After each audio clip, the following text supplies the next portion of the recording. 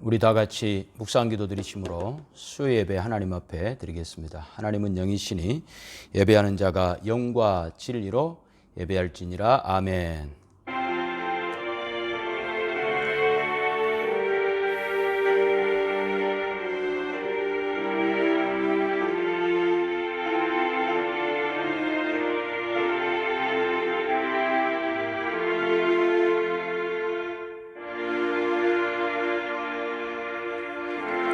하나님 아버지 감사합니다. 수예배로 모였습니다.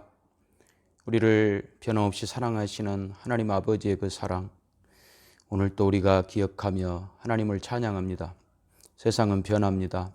우리의 환경도 변하고 또 우리가 잠시 평안한 듯 싶지만 또 금방 우리는 어려운 길을 걷게 됩니다. 그럴 때마다 우리를 복음으로 부르신 하나님, 약속하신 하나님, 우리에게 영원한 영광으로 우리를 인도하시겠다고 약속하신 하나님 말씀 의지에 다시 힘을 얻는 복된 저희들 되게 하시고, 예배를 통해 하나님께 영광이요 약속의 말씀 안에 위로와 소망을 얻는 저희가 되게 하옵소서.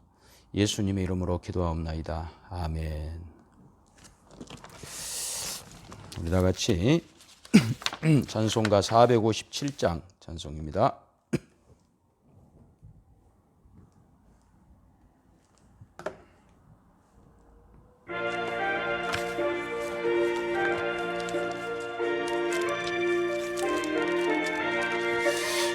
겟세마네 동산에 주를 생각할 때에 근심이나 걱정을 외면할 수 있을까?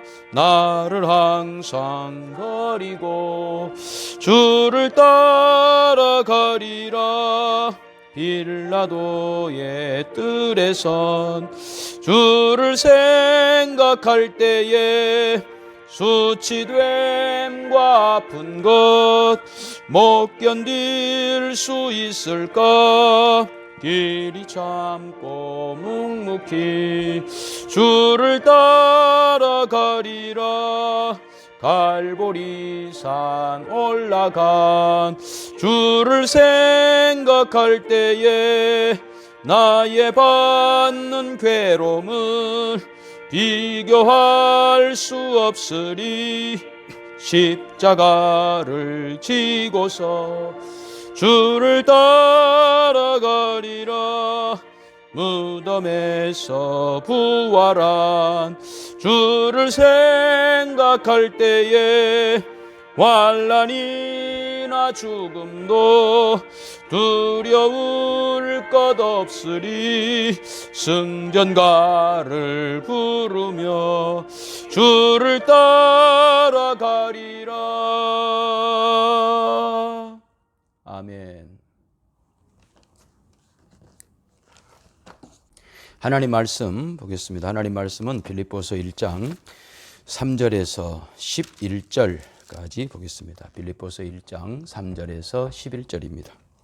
내가 너희를 생각할 때마다 나의 하나님께 감사하며 간구할 때마다 너희 무리를 위하여 기쁨으로 항상 간구함은 너희가 첫날부터 이제까지 복음을 위한 일에 참여하고 있기 때문이라.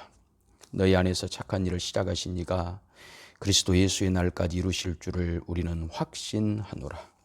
내가 너희 무리를 위하여 이와 같이 생각하는 것이 마땅하니 이는 너희가 내 마음에 있음이며 나의 매임과 복음을 변명함과 확장함에 너희가 다 나와 함께 은혜에 참여한 자가 됨이라. 내가 예수 그리스도의 심장으로 너희 무리를 얼마나 사모하는지 하나님이 내 증인이시니라. 내가 기도하노라. 너희 사랑을 지식과 모든 총명으로 점점 더 풍성하게 하사 너희로 지극히 선한 것을 분별하며 또 진실하여 허물 없이 그리스도의 날까지 이루고 예수 그리스도로 말미암아 의의 열매가 가득하여 하나님의 영광과 찬송이 되기를 원하노라. 아멘. 바울 사도가 빌립보 교인들을 향한 그 마음이 얼마나 특별했는가 하는 것을 이 본문에 나오는 여러 단어들을 통해 우리는 알 수 있습니다. 확신한다, 혹은 내 그리스도의 심장으로 너희를 사모한다. 또 너희 사랑 또 지식 이런 말씀들을 동원해서 바울 사도가 빌립보 교인들을 향한 마음이 얼마나 특별했는가.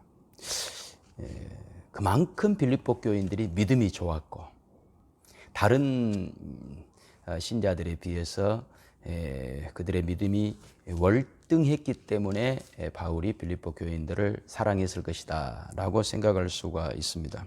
그러나 꼭 그런가, 꼭 그랬을까는 의문점을 갖게 돼요.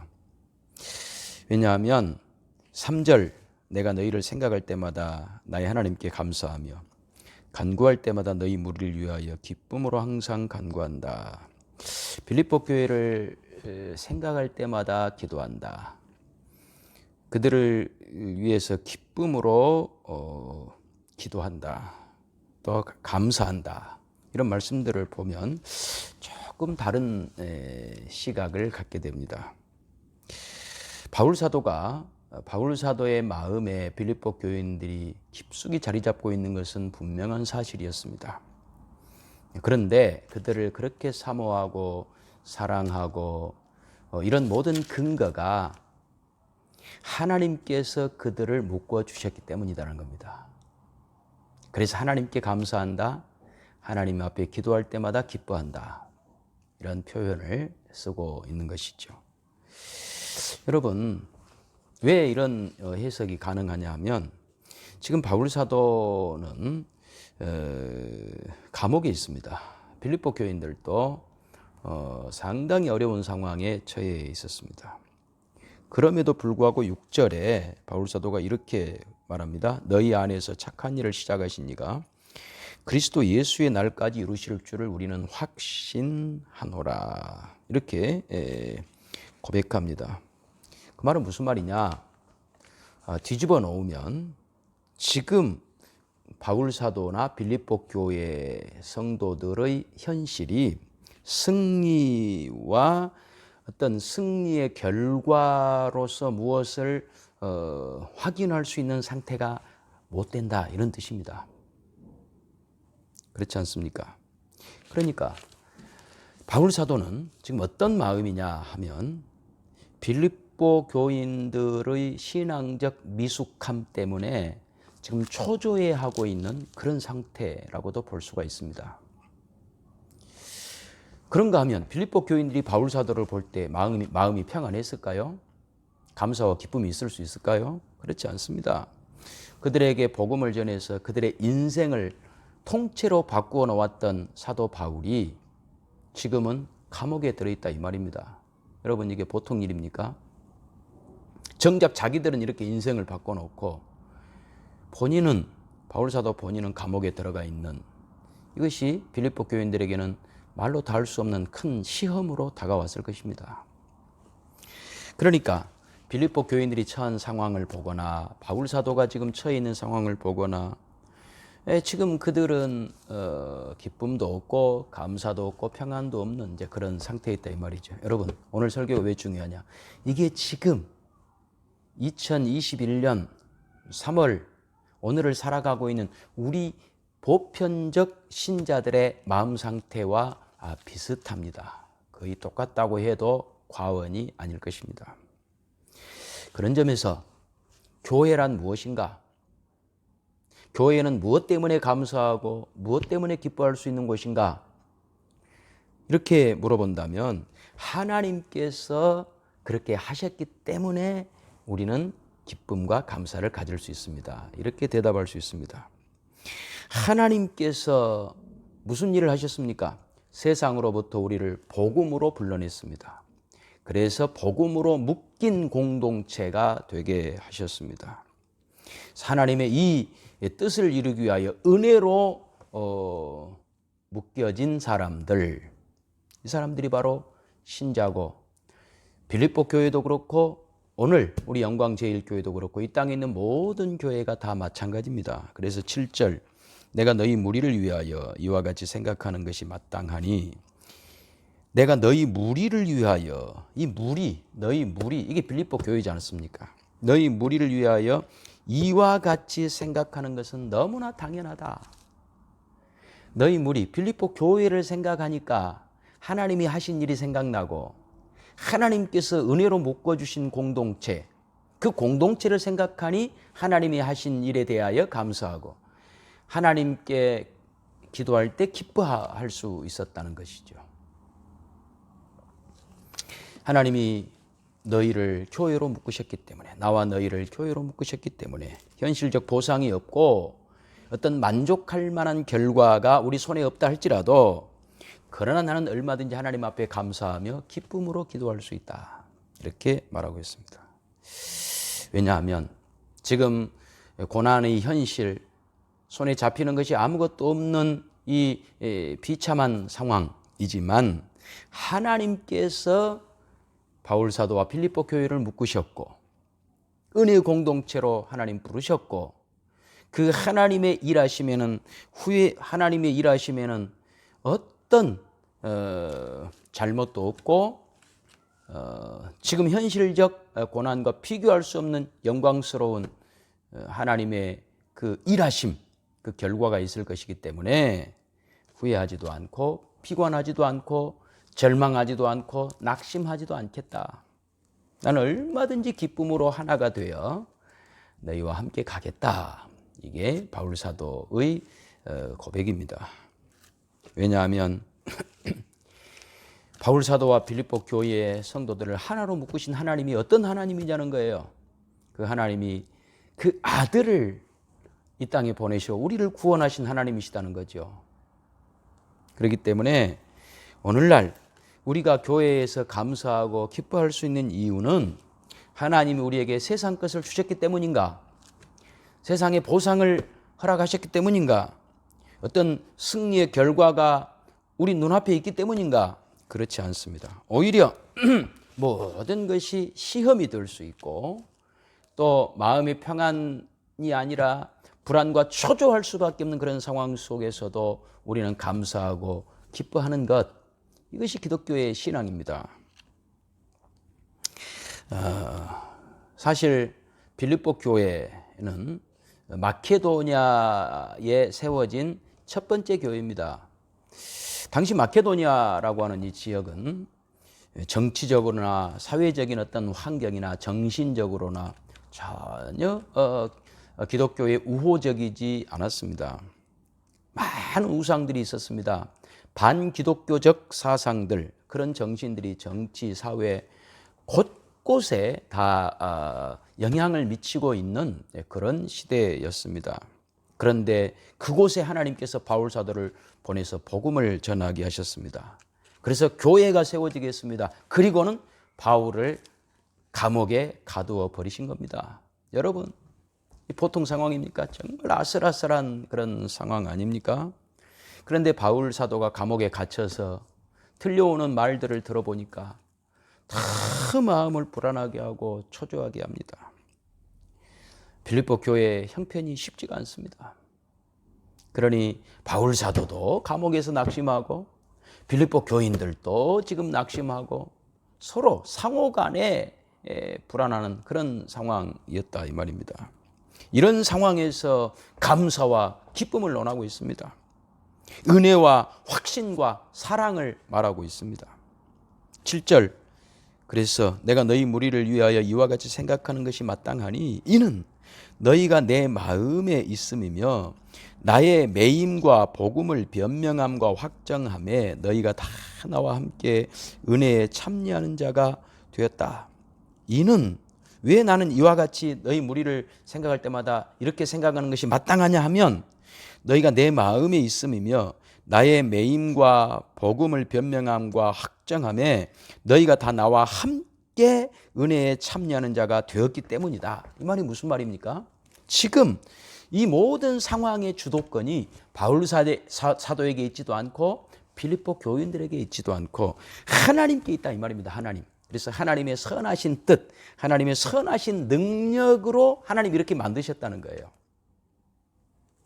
그러니 지금 감옥에 갇혀서 어려워하고 있는 바울이나 바울을 감옥에 보내놓고 힘들어하는 빌립보 교인들이나 모두에게 힘이 되고 위로가 되는 것은 사람의 말이 아닙니다. 사람의 사상이 아닙니다. 오직 하나님의 복음입니다. 하나님께서 복음으로 그들을 부르셨다는 사실, 복음으로 부르신 그 하나님, 그 하나님으로 인하여 바울 사도나 빌립보 교인들이 지금 최악의 상황을 지나가고 있지만, 그러나 그들을 복음으로 묶으신 하나님으로 인하여 기뻐하고 하나님으로 인하여 감사하고 있습니다.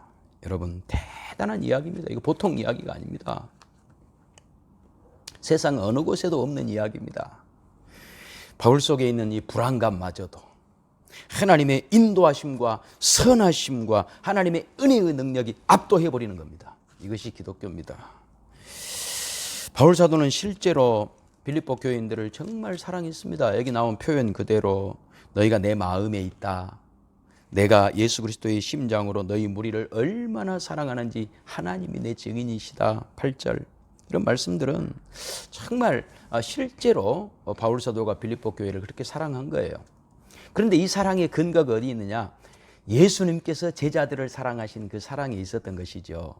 바울이 밑도 끝도 없이 착한 사람이어서 이렇게 사랑했던 것이 아닙니다. 예수님 제자들을 사랑하실 때 어떻게 사랑했습니까? 말로만 사랑했습니까? 십자가를 지시는 그 사랑으로 사랑했습니다. 예수님 죽기 위해서 오셨습니다. 그 정도의 사랑입니다. 예수님 왜 죽으셔야만 했습니까? 우리 인간의 상태가 죄로 죽을 수밖에 없는, 멸망할 수밖에 없는 인간의 상태가 예수님 단지 죽은 자나 몇 명 살려내고 바다 위나 좀 걷고 문둥병자 정도 고치고 그래서 해결될 일이 아니었습니다. 하나님의 아들이신 예수님이 십자가에 죽으셔야만 해결되는 그 문제를 해결하려고 예수님이 오셨던 것이죠. 지금 바울 사도도 마찬가지입니다. 빌립보 교인들을 생각할 때마다 예수 그리스도의 심장으로 너희를 사랑하지만 그러나 불안하기 짝이 없고 그러나 아슬아슬하기 짝이 없는 그런 상황 속에서 바울 사도는 감옥 생활을 하고 있었던 것입니다. 그런데 그 감옥 생활의 그 불안함과 그 아슬아슬한 상황을 어떻게 바울은 극복했느냐? 내가 너희가 잘할 것을 믿기 때문이다. 너희가 힘이 세기 때문이다. 너희가 지혜롭기 때문이다가 아니라 나를 부르신 하나님, 너희를 부르신 하나님이 누구인지를 알기 때문에 나는 이 초조함 속에서 오히려 기도할 수 있고 이 불안함 속에서 오히려 나는 감사할 수 있다. 이렇게 바울 사도가 이야기하고 있는 것입니다. 나는 아무것도 할 수 없지만 하나님, 복음으로 부르신 하나님께서 저들을 지켜주실 줄로 믿습니다. 빌립보 교회를 지켜주실 줄로 믿습니다. 저는 연약하기 짝이 없지만 하나님께서 그 아들을 보내신 그 은혜와 그 능력과 그 사랑으로 빌립보 교회, 내 사랑하는 빌립보 교회 성도들을 지켜주실 줄로 믿습니다.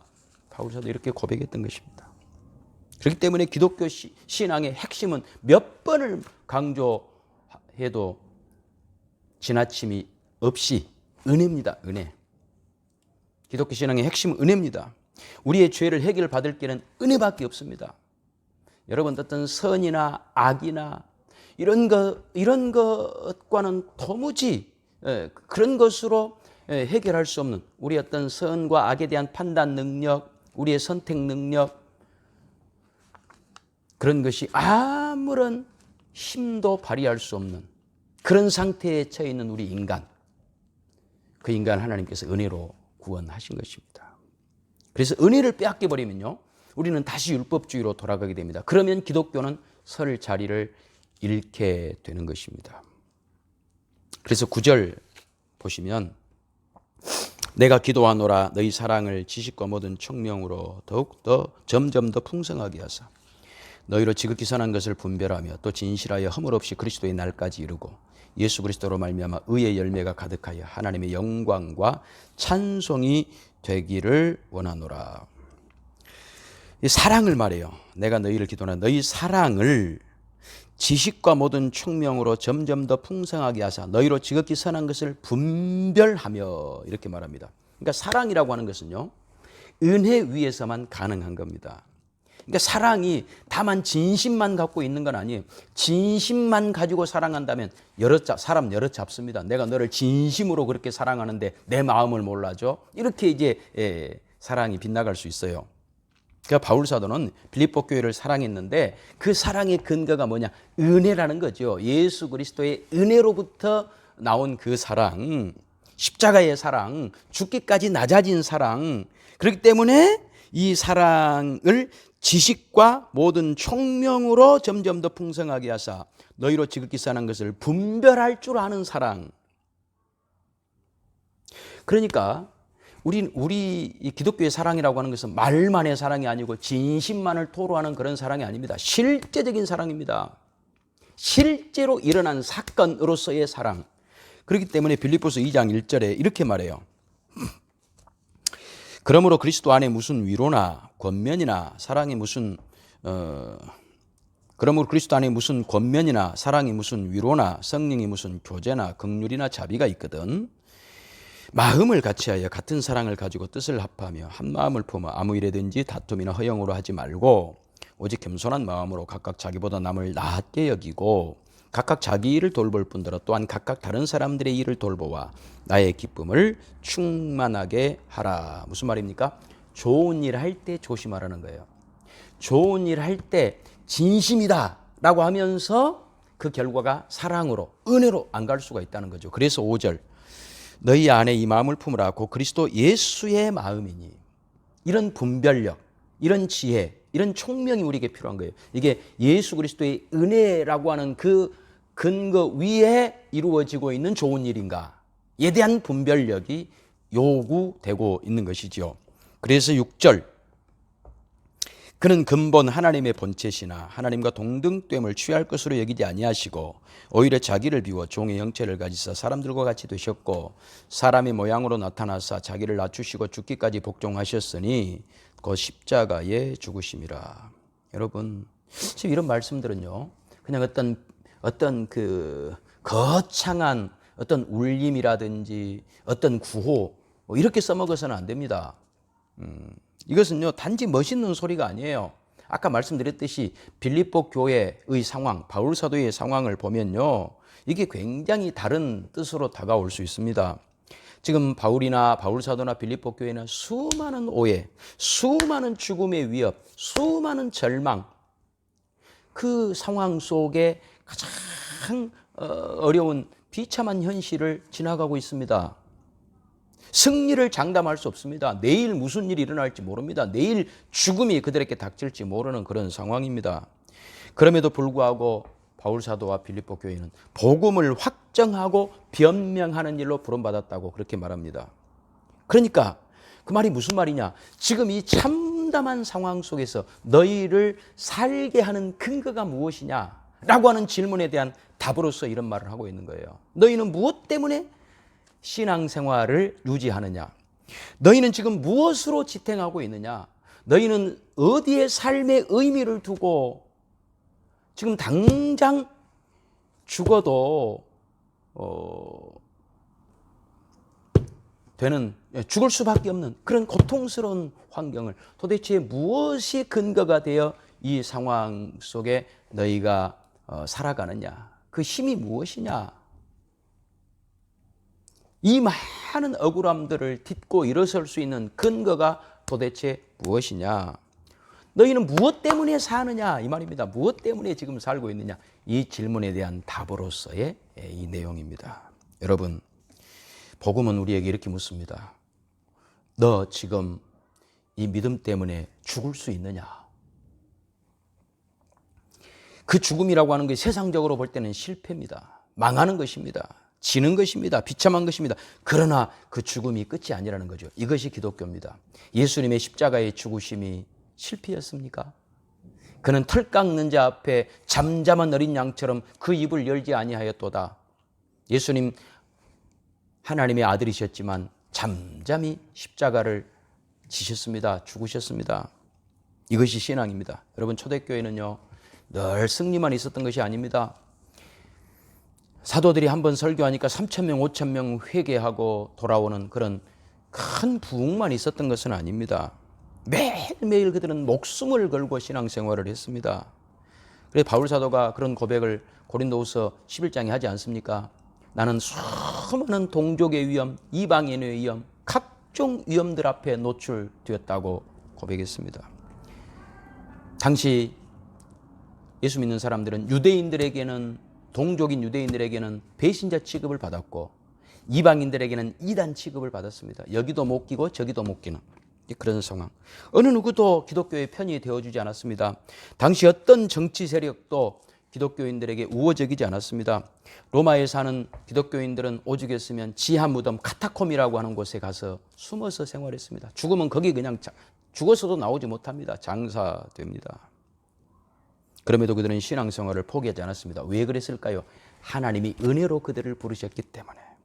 그들이 그 당시에 당하는 고난과는 비교할 수 없는 하나님의 은혜의 부르심 때문에 그들은 포기하지 않았던 것이죠. 그래서 빌립보서 1장 27절 오직 너희는 그리스도의 복음에 합당하게 생활하라. 이는 내가 너희에게 가보나 떠나 있으나 너희가 한 마음으로 서서 한 뜻으로 복음의 신앙을 위하여 협력하는 것과 무슨 일에든지 대적하는 자들 때문에 두려워하지 아니하는 이 일을 듣고자 함이라. 이것이 그들에게는 멸망의 증거요 너희에게는 구원의 증거니 이는 하나님께로부터 난 것이라. 그리스도를 위하여 너희에게 은혜를 주신 것은 다만 그를 믿을 뿐 아니라 또한 그를 위하여 고난도 받게 하려 하심이라. 너희에게도 그와 같은 싸움이 있으니 내가 너희 안에서 본 바요 이제도 내 안에서 듣는 바니라. 여러분, 우리 기독교 신앙은 하나님의 은혜 받았다고 해서 그것이 세상적 보상이나 월등해지는 것으로 연결되지 않습니다. 그러나 우리 신자들은 복된 사람들입니다. 왜요? 세상 사람과 다르게 살기 때문에 그렇습니다. 다른 생각을 하고 다른 분별력과 다른 가치관과 다른 판단력을 가지고 살기 때문에 그렇습니다. 세상 사람들은 자기 살기 위해 남을 비난합니다. 가차없이 밟아버립니다. 그러나 우리는 남을 살리기 위하여 예수님이 지셨던 십자가를 기쁨으로 지고 살아가는 사람들입니다. 그래서 어떤 일이 일어났을 때 우리는 다른 판단, 다른 분별, 다른 결정을 하며 사는 사람들인 것이죠. 초대교회 성도들은 어떤 상황 속에서도 정치적인 싸움을 하지 않았습니다. 그 대신 그들은 당시 정치 권력의 근거가 되었던 로마의 세속적 정신에 대항해서 그들은 죽음으로 저항했습니다. 왜냐? 하나님만이 한 분이시기 때문에 그들은 죽어가면서도 결코 세상적 정신과 타협하지 않았습니다. 혹은 자기 자신들과 친한 어떤 한 정파가 정권을 잡아가지고 우리가 편안하게 신앙생활했으면 좋겠다라고 하는 생각도 하지 않았습니다. 그런 일도 하지 않았습니다. 오늘 설교의 결론은 그렇기 때문에 우리는 늘 빌립보 교인들과 같이 감옥에 있었던 바울 사도와 같이 늘 약점투성이 못난 사람들입니다. 그래서 늘 우리는 괴롭습니다. 한 가지 잘하면 100가지를 못합니다. 그래서 우리 자신들을 늘 긁어팝니다. 복가됩니다. 주일마다 한 주도 빠짐없이 우리가 교회에 와서 하는 기도가 뭡니까? 주님, 지난 한 주 믿음으로 살려고 했는데 그렇게 살지 못했습니다. 주님, 회개합니다. 용서해 주십시오. 너무 부끄럽습니다. 믿음으로 살지 못한 것 용서해 주세요. 이것이 한 주도 빠짐없는 반복되는 기도입니다. 그러나 저는 감사합니다. 왜냐하면 그런 우리의 반복되는 회개를 하나님은 매주 받아주신다는 것입니다. 야, 너 지난주에도 그 기도했으니까 이번 주에는 그 기도 못 들어줘. 이러지 않습니다. 하나님은 매주 하는 회개를 매주 받아주십니다. 그렇기 때문에 어떤 사람이 나는 내 자신이 너무 부족해. 완벽하지 않아. 그러니까 잠시 완벽해지기까지 교회를 좀 떠나 있다가 모든 사람들이 납득할 만한 신자가 되면 다시 돌아오겠다. 그렇지 않습니다. 그건 신앙적 생각이 아닙니다. 어떤 자식이 부모에게 책망을 듣고 나는 너무 못난 자식이야. 그러니까 잠시 나갔다가 부모님의 기쁨이 되면 그때 다시 돌아오자. 그럴 때 부모님 뭐라 그러겠습니까? 너 좋은 생각했다. 나갔다 돌아와라. 이게 아니라 네가 나가서 훌륭한 사람 되는 것보다 내 슬하에서 떠나지 않는 것이 나에게는 훨씬 더 좋은 것이다. 이것이 부모의 마음이고 이것이 하나님의 마음입니다. 이것이 복음입니다. 우리는 여전히 못나고 부족합니다. 눈물로 밤을 지새울 만큼 우리들의 부족함은 끝이 없습니다. 넘어집니다. 회개하고 또 회개를 반복합니다. 그러면서 20년, 30년, 40년, 50년 신앙생활하고 뒤를 돌아보니 여러분 이렇게 훌륭해져 있는 것입니다. 아니라고요. 목사님 나는 아직도 부족하다고요. 그 생각도 훌륭한 것이고 여러분이 여러분을 잘 몰라서 그렇지 여러분은 굉장히 지금 훌륭해져 있습니다. 여러분 어떤 점에서요? 기도를 많이 하니까 응답이 팡팡 쏟아져서요. 그래서 훌륭한 게 아닙니다. 여러분은 지금 누가 울어주면 같이 울어줄 수 있는 사람이 되었습니다. 하나님이 은혜의 공동체로 우리를 묶으셨다라고 하는 사실을 우리는 이 어려운 과정들을 통과하면서 우리의 몸으로 하나씩 지금 배워오고 있습니다. 그래서 어려움을 겪고 있는 사람의 편을 들어주고 있습니다. 저 사람의 아픔이 곧 나의 아픔입니다. 내가 좀 희생해서 내 형제가 좀 나아질 수만 있다면 주님 제가 그 길을 가겠습니다. 이런 사람들로 여러분들은 지금 조금씩 바뀌어져 가고 있습니다. 여러분 우리는 살면서 바울 사도가 감옥에 갇힌 것처럼 이해할 수 없는 고통의 순간들을 많이 살아가게 됩니다. 하나님 제발 이 시간만큼은 내 인생에서 빼주세요. 그냥 통과시켜 주세요라고 하는 그런 순간들도 많이 있었습니다. 그러나 하나님께서는 바울이 감옥에 갇혔지만 하나님의 은혜의 사역을 쉬지 않으셨습니다. 그 속에서도 하나님은 하나님의 일을 계속하셨습니다. 그래서 바울이 감옥 밖에서 만들어냈던 결과보다 바울이 감옥에 갇혀 있음에도 불구하고 만들어냈던 결과가 훨씬 더 크고 대단한 결과였던 것입니다. 그래서 빌립보서 1장 7절에 바울 사도가 이렇게 말합니다. 내가 너희 무리를 위하여 이와 같이 생각하는 것이 마땅하니 이는 너희가 내 마음에 있음이며 나의 매임과 복음을 변명함과 확정함에 너희가 다 나와 함께 은혜에 참여하는 자가 됨이라. 다 나와 함께 은혜에 참여하는 자가 됨이라. 지금 서로가 서로에게 아무것도 해줄 수 없는 상황입니다. 지금 코로나 우리 상황과 비슷하지 않습니까? 우리가 같이 모여서 뭔가를 나누고 할 수 있는 상황들이 없어요. 바울 사도도 마찬가지였어요. 그때 그들은 다 같이 무슨 생각을 했다고요? 너희가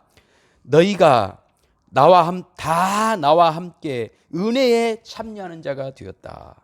우리는 다 함께 은혜에 참여하는 자들이다. 하나님이 부르신 자들이다. 이게 빌립보 교회다. 이게 오늘 우리 영광제일교회다. 라고 말씀하고 있습니다. 여러분, 우리는 서로를 위해서 많은 것을 해줄 수 없는 그런 상황이지만 너무 걱정하지 마십시오.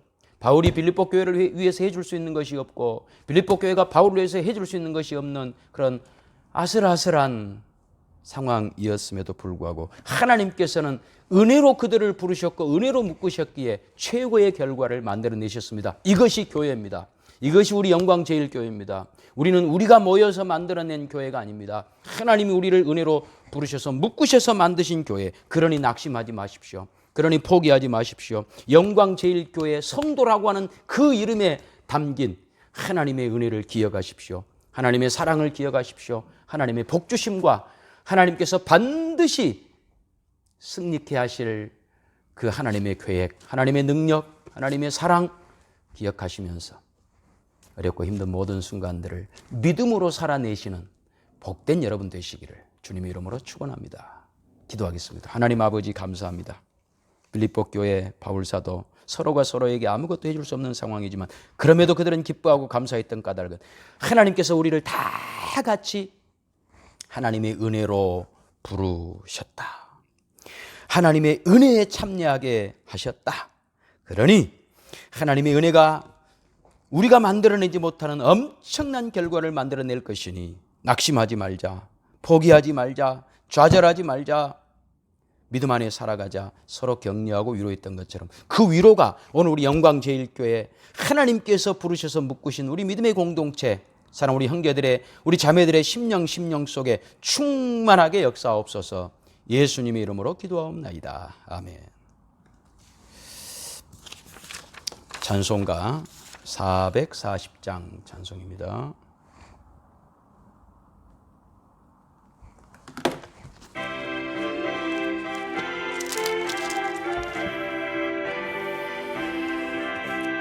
어디든지 예수 나를 이끌면 어디든지 예수 함께 가려네. 예수 함께하니 가면 나갑고 예수님과 동행하면 겁없네. 어디를 가든지 겁낼 것 없네. 어디든지 예수 함께 가련네. 세상 친구 모두 나를 떠나도 주와 동행하면 외로움 없겠네. 가는 길이 위태하고 험해도 어디든지 예수 함께 가려네. 어디를 가든지 겁낼 것 없네. 어디든지 예수 함께 가련네. 어두운 그늘 나를 애워쌀 때 주가 함께 계심 믿고 자려네. 죽은 후에 천국에서 깨어나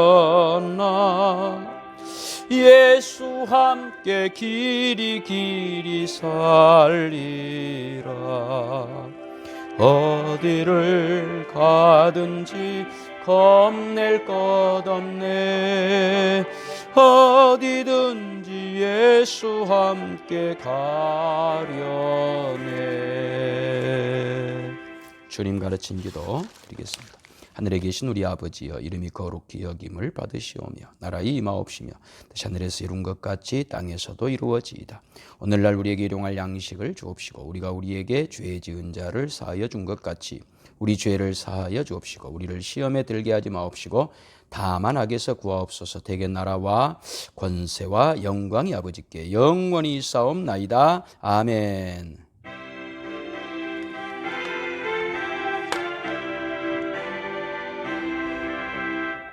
이상으로 수요 예배 마쳤습니다.